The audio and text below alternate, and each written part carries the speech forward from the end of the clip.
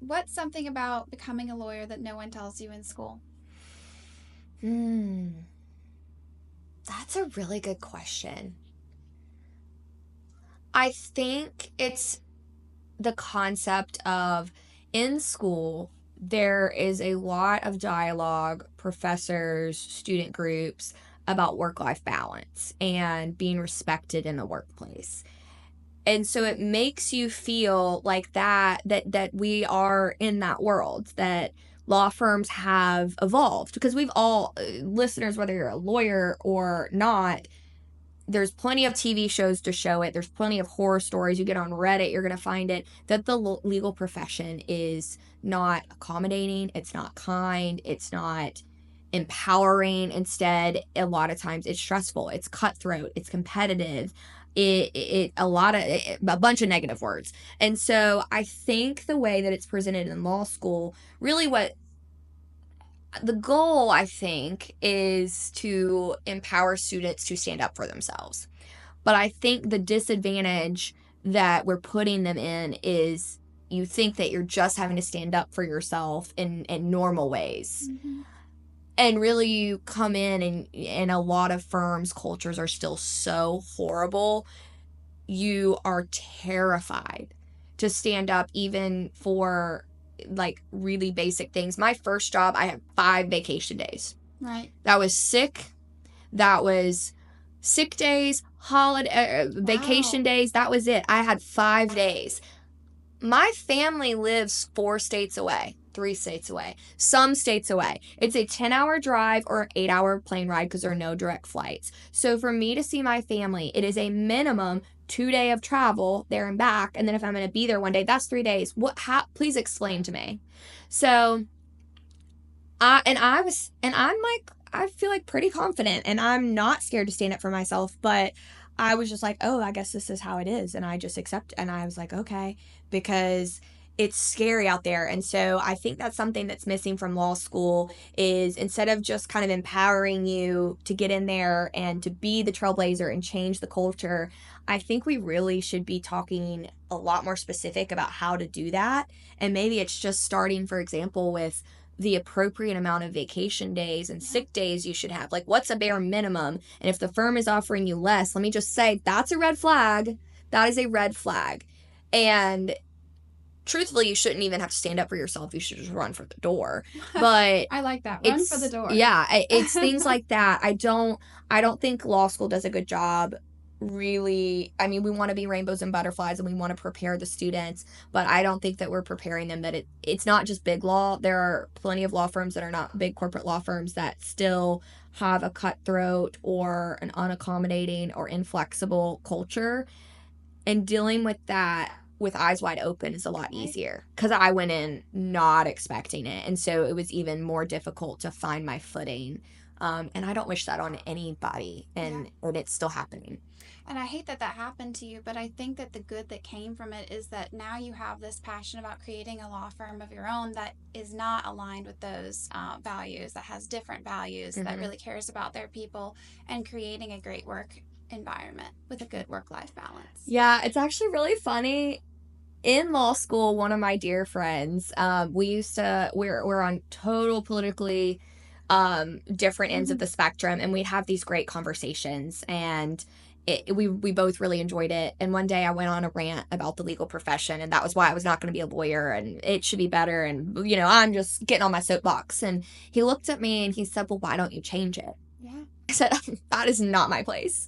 That is not my place. I am not the one to change the entire legal profession. Not for me. Like, I was just, it was so absurd. And recently I've been realizing, oh wait, that is kind of what I'm trying to do. It might not be the entire legal profession across the country, but at least in my community, in my city, in my county right now, hopefully throughout the state of North Carolina, maybe regionally one day. Like, it starts small and it starts with a few people. And I chuckle at that conversation because I was so adamant that, wow, that's not up to me. I'm too little to like have a role in that. And I was like, I'm not even going to be a lawyer for these reasons. And so I hope that everyone that does get to work with me gets that better experience. They're like, this isn't what I thought bad law firms were like. This is different. So it's ironic the way the world and the universe works. It is. And I think that one of the things that you're doing right now that's already having a big impact on your area is offering free consultations in family law. I don't know of any other law firms that are doing that. And you don't have to do that, but you do that. And I think it's great. And I think there's going to be, there's no telling how many people who are going to benefit from that. So I think that's great. I want to talk about you running for Raleigh City Council. You mentioned this earlier. Yes. You did it during law school. Why did you do that? Because I'm a psychopath. There's really no other answer. But I've said this a lot, that the most successful people that I've seen that, high level, not me, but they are, I think, all a little bit crazy. You've got to have a screw loose, because if you listen to podcasts or YouTube videos on like truly like billionaires, really successful people, a lot of them have these crazy schedules. Like they get up at 4 a.m. and they do cold plunges and they do these things. Like they are just always doing the most. And I really emulate the idea of just like doing it all, going at max speed, because I think once you slow down, it's hard to catch back up. And so I really wasn't this person where I'm like always doing everything in high school, but I got to college and was like, I'm doing it all. And I've really never slowed down. And I actually I'm like, if I start jogging, I'm going to forget how to sprint. So I got to like at least keep a jogging pace up so that I can still go fast. And city council to me, really, when I went to law school, I mentioned earlier, I didn't want to be a lawyer. So a lot of people were like, well, what was even the point? I had said since middle school that I wanted to be in politics and that I wanted to be a different kind of politician. And, because we all complain about them. And I'm like, well, I'm going to do it. I'm going to be different. And so it was just kind of this little thing that I'd said for, a decade at that point. And when I was in law school, I came across an article about Raleigh City Council. And it was, I'm going to butcher this, so if anyone fact checks it, just give me some grace. But it was some article, and it mentioned that the average age of city council was like the upper 30s. And I thought, well, that's interesting, because we have so many young people here. We have so many young professionals. You've got NC State, you've got Peace College, you've got Shaw, you've got multiple universities, you've got Campbell Law School, and a lot of young professionals are moving here. Raleigh's on a lot of like best place to live lists. So I thought, well, that's probably not a good thing for our younger people. And then it made me think, what else do younger people typically have in common? They rent. And so I went and looked, and I think at the time, every person on city council owned a home. Oh, wow. And so in a very renter heavy city, again, that felt very disproportionate to the population. Who's standing up for renters? Who's standing up for my group of people? And so I just kind of felt a little bit convicted. And then I looked up the process. It was relatively simple. And I thought, it's in the election's in 3 months, I think. And I had a few weeks to decide before the deadline. I just thought, why not? Why not? I would rather live my life and not ask like, what if? And so I was like, what if I lose? Who cares if I lose? I get to do it. And so my thought process was, I hadn't done an internship. I did not do an internship when I was in law school. And so I was kind of thinking from a resume standpoint as well, wouldn't it be a lot better and cooler on a resume to have run for city council than to do an internship? Like, if I'm not going to have an internship on there, what's another way I can set myself apart? So that was a consideration. But and I'm not opposed to a political future at this point. I don't know what it would be or how that would manifest. But at the time, I thought, well, the campaign's a big part of that. If I hate campaigning or I can't do it, then I'm never going to get into politics. What a low maintenance way to try it. Obviously, it would have been great if I won, but I went in pretty well aware that I wasn't going to. Typically, the person with the most money wins, and I did not have the most money. So my goal was not to come in last place and to get 2,000 votes, and I got over 6,000, and I was not in last place. So to me, it was a huge win. It was a great opportunity. So many great networking connections I made. I still am in touch with several people that I met through that process, and sometimes get brought in on business conversations or legal conversations. So I ran the same semester I took secured transactions and sales. which I do not recommend taking at the same time. I repeat that for the people in the back. And actually, the school said that, and I did not listen. So I took the 2 hardest classes simultaneously and ran for city council. So if I could do that, I am not the smartest human being that has ever walked this earth. You can do it too. You can get through those classes. Anywho, I digress. It was something. I definitely know that I am a crazy person. I can relate to that. I've got a lot of whatever that is in me too. I want to talk about the firm. So you started the firm in your 20s. That is not normal to be so young and to do something like that has such a high risk. Why did you do it? What do you want to tell the audience about that? So since I was a kid, my mom has always said, you're going to start a business. Oh. And I had a lot of iterations over the years. I was going to do this like restaurant where everything was colorful. We would dye all the food.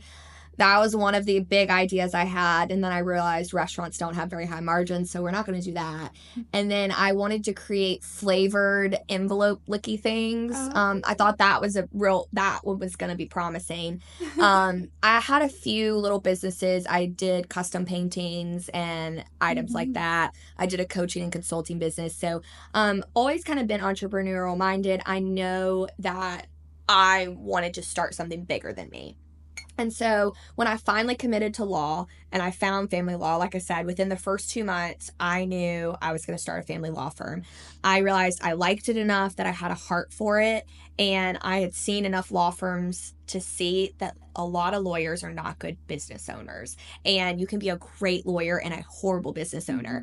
And there are a few that can do both. And I've always been very business minded. I got a leadership development minor in college, which doesn't really mean anything to anyone. But for me, that's where a lot of my leadership mindset came from. I've spent a lot of time really focused on that and making sure if I start a business, it's not just about making a profit. It's not just about growing and scaling. It's about bringing good people on board and you all being successful together. Those are the most successful businesses.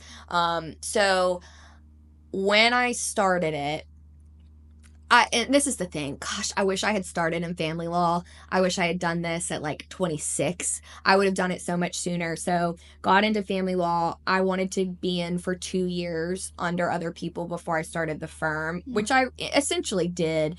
But I remember being in court and I had already talked to my accountant. This was about 9 or 10 months before I actually opened. I was just kind of putting feelers out there trying to figure out what I needed to do. And there was an old man attorney, white hair, gray hair. This is not offensive to anyone, but he's practiced for over 25 years, maybe over 30.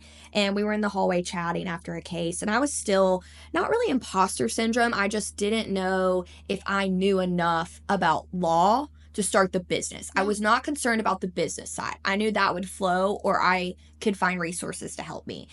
And we're sitting out there and he's like, I just learned this thing the other day and he was telling me about it. And I said, you just learned that? Whatever it was, I can't remember the topic. I knew exactly what he was talking about.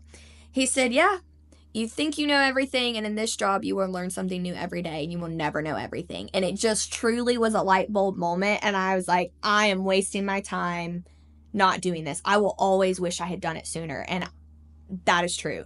So my advice is if you have in your gut that you want to start a law firm and that's a business you want to start, you're never going to feel prepared. You're never going to feel like you know everything. But if I had really great mentors. I had really great colleagues that I knew if I needed help on the law part, I had people. And so much of learning the law is struggling through the new things. And again, this guy's practiced over 25 years and he's still learning new things.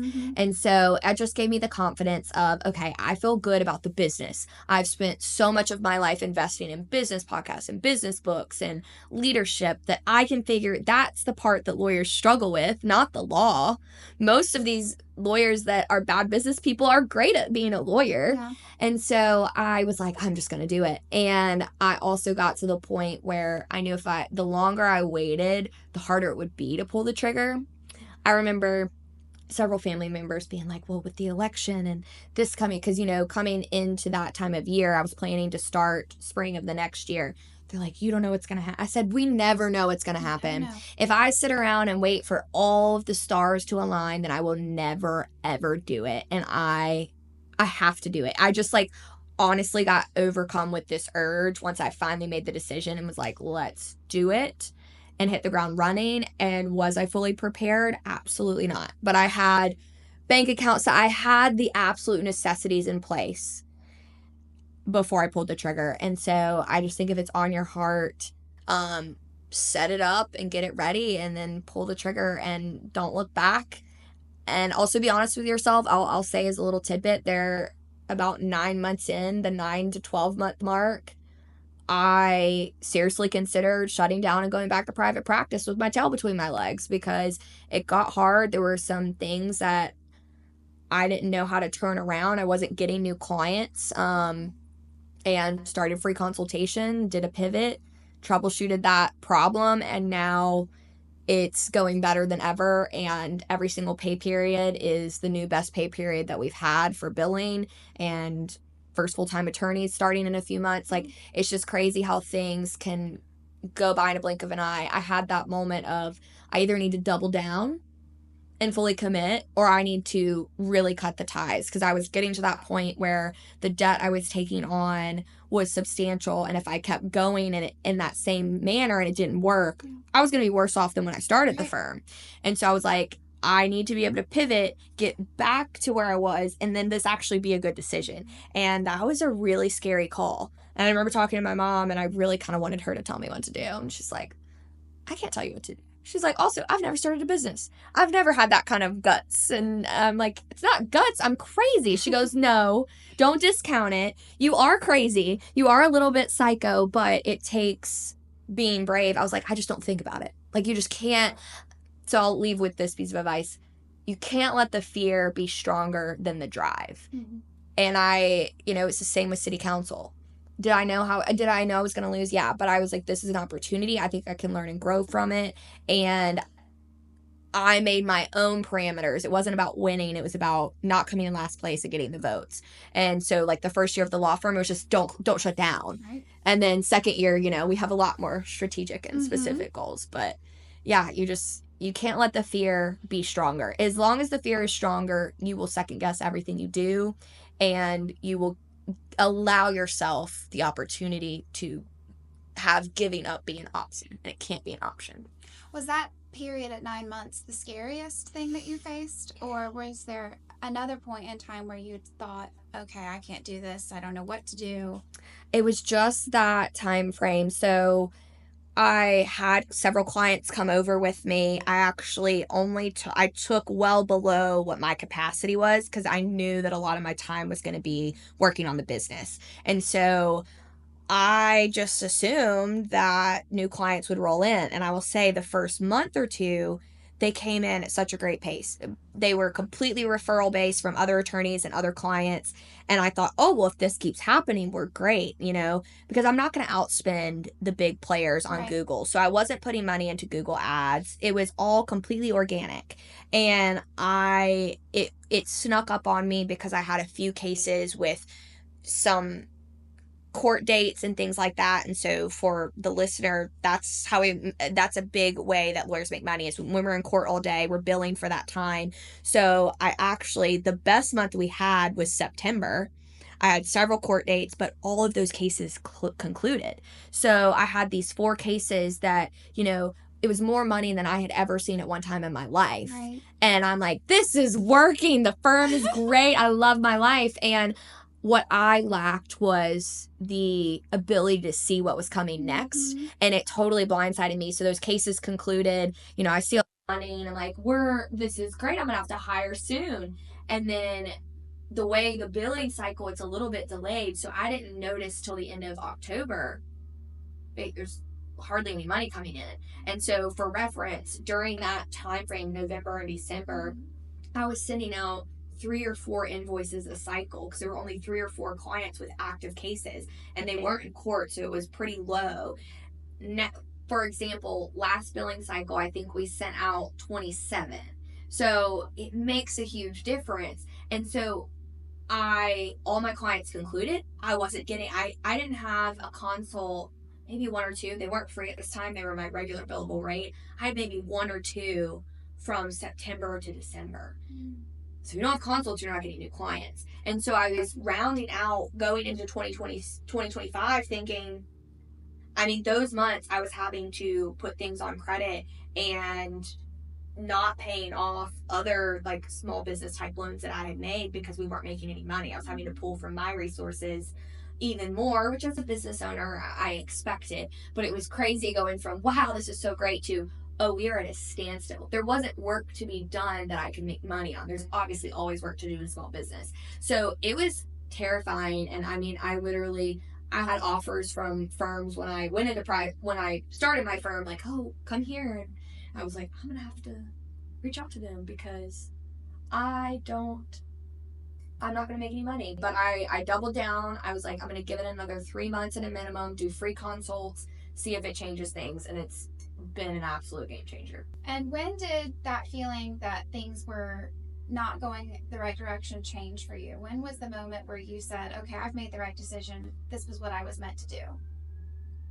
Maybe 1 or 2 weeks into January, which is crazy because that's so quick. And I'm not sure that I actually had landed a new client yet. But when I put the free consultations, made that live, put that out there, I had like 6 consultations scheduled the first week of January. I actually did 3 or 4. I think it was December 31st, which actually I mentioned being from Alabama. I'm a huge Alabama football fan. And we were actually playing a game that day. And it's the day before, it's New Year's Eve day. I hadn't had a consultation in months. So I didn't block that on my calendar because it was unfathomable that someone would book on that day. And I actually had 3, I think, book that day. And then I had 1 or 2 on January 2nd. And then throughout, like, they just kept, but like every time I would pick up my phone, there was another consultation scheduled. And again, I figured with free consultations, my close rate might be lower. I probably wasn't going to land all of them. Mm-hmm. And I just knew with the amount of consults that were being scheduled so quickly after making that pivot, it was going to be okay because I was going to land some of them. And then it evolved into, I don't have to land every client. I really enjoy helping people learn a little bit about family law because there's so much misinformation on Google and on Facebook and everywhere. And I've heard the craziest things that people believe. And I actually saw someone on Facebook the other day asking for a lawyer, and they were in a county I'd never even heard of, but it was in North Carolina. And I responded and was like, I don't practice there, and truthfully, I'm probably not going to be able to take a case in that county. But I do free consultations. If you want to sign up, I can at least give you the rundown on your rights and your options. And I guess it's my pro bono way to feel good that I'm at least educating people so they're not going out around thinking that what their ex is telling them is the law, because so often it's wrong and it's a manipulation tactic. So it feels good to do that. But yeah, it was really quick. It was like 2 weeks in, I got completely rejuvenated, completely inspired, and really hit the ground running of, okay, I went from not having any consults to, I'd probably say 5 on average a week. There's some slower weeks and some busier weeks. I actually had to limit it that I won't do more than 2 in a day, because it was eating up a lot of my day. And I actually do still have work for other clients that I have to do. But that's right. It was a game changer. And is that the most rewarding part of all this, or is something else more rewarding for you? The helping people just understand their rights portion, is that what you mean? Mm-hmm. I really do like that.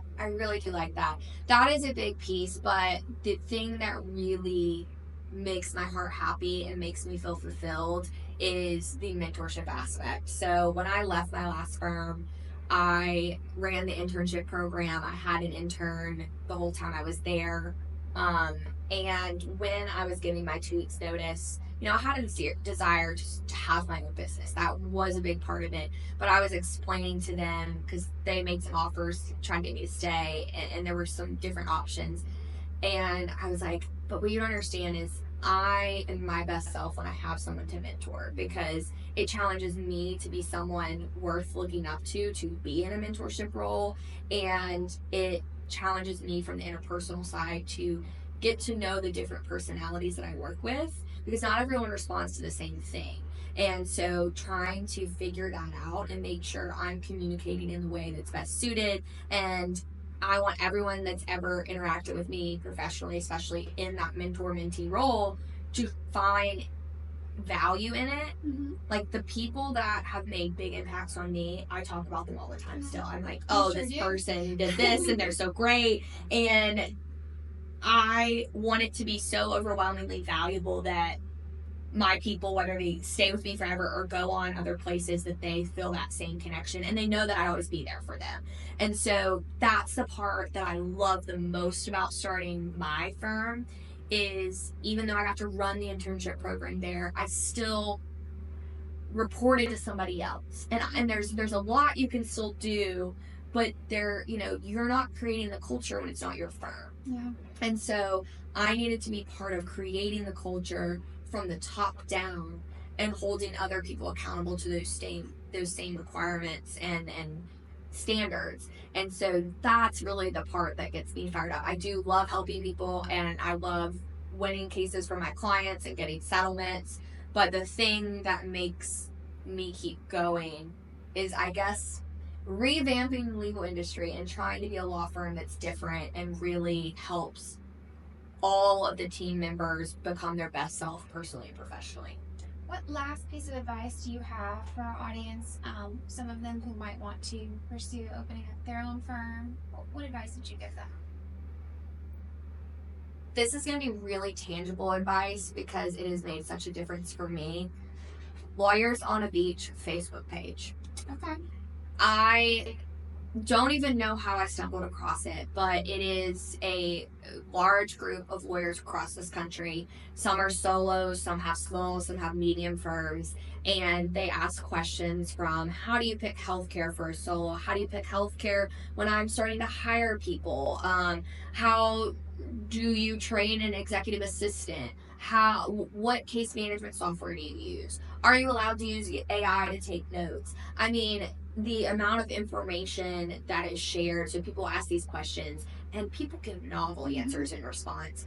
I found it about 9 months before I started, and I swear I was on there every day. I was just consuming, because a law firm is different than a business. It is a business, but starting a law firm, there are certain extra things we have to do, and it is a different business model. And so getting that, these are people that have struggled through their own firm, sharing their advice and their takeaways.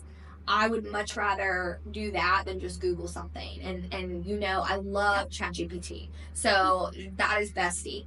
But that can only go so far. And so I would say, if you are thinking about starting a firm, or if you have a firm, find the Facebook group. I will try to have that tagged in the show notes, and join it, because it still is a wealth of knowledge.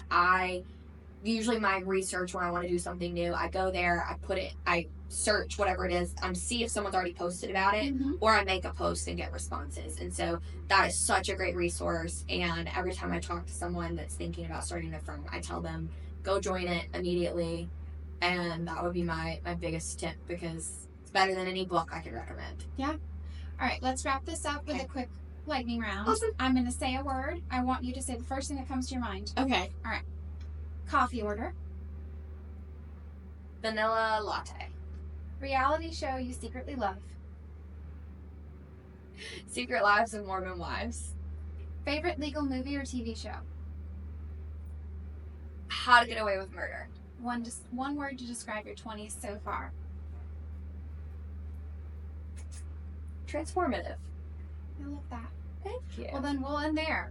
Awesome. That's all I have. One quick thing before we wrap up, we do have some Prenup Girl merch. So we've got these cute little pink hats with our diamond logo on them, and we are going to be giving them away to listeners. So if you subscribe to the YouTube channel and you leave a comment on either Apple Podcasts or Spotify Podcasts, and follow us on Instagram at Gavel Gab, then you will be entered into a raffle to win one of these cute little hats. And they're pink and they're adorable, and you definitely want one, especially if you're a little engaged girly or a married girly. So definitely do that. And until next time, we will see you. See ya. Toodaloo.